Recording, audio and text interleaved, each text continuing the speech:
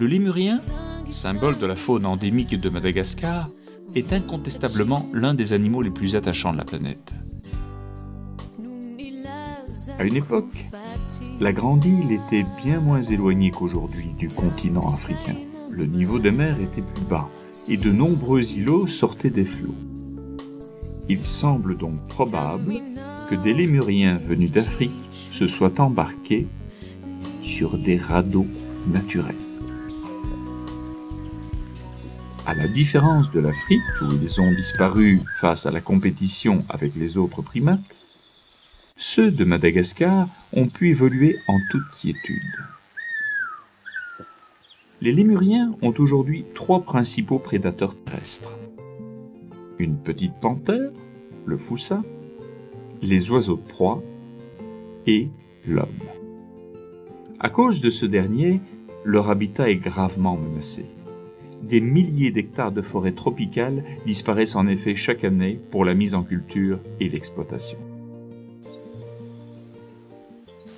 On les considère comme les ancêtres des singes, ou plus exactement, comme de lointains cousins. Ils se partagent les territoires entre nocturnes et diurnes, vivant au sol ou dans les arbres. Au menu des lémuriens, que les Malgaches nomment aussi maquis, on trouve des fruits, des feuilles, des bourgeons, et certains y ajoutent des insectes, voire de petits vertébrés. Certains ont un régime très spécialisé, tels les apalémures qui ne consomment que du bambou.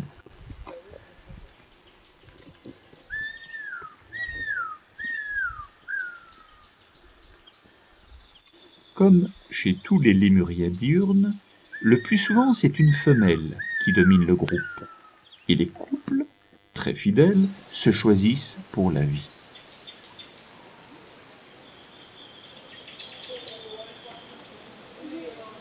Tous les lémuriens ont une saison de reproduction très marquée.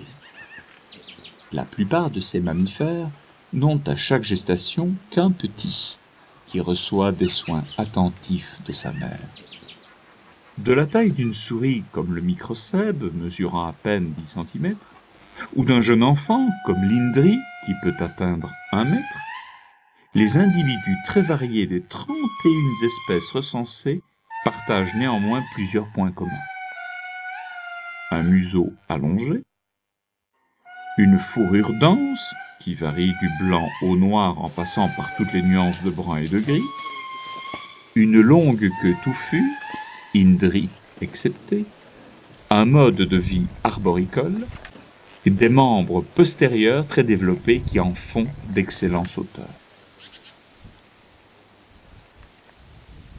Leurs mains, proches de celles de l'homme, comportent 5 doigts très minces, dont l'un est opposable aux autres.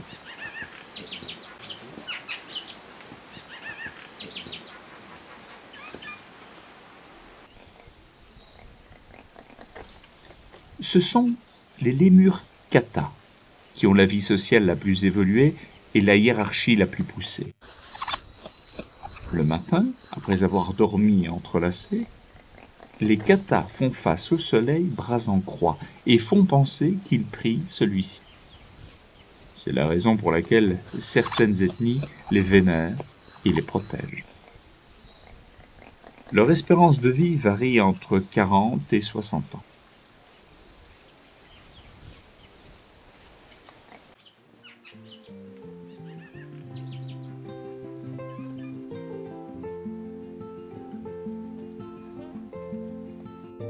La nuit, d'autres lémuriens font leur apparition.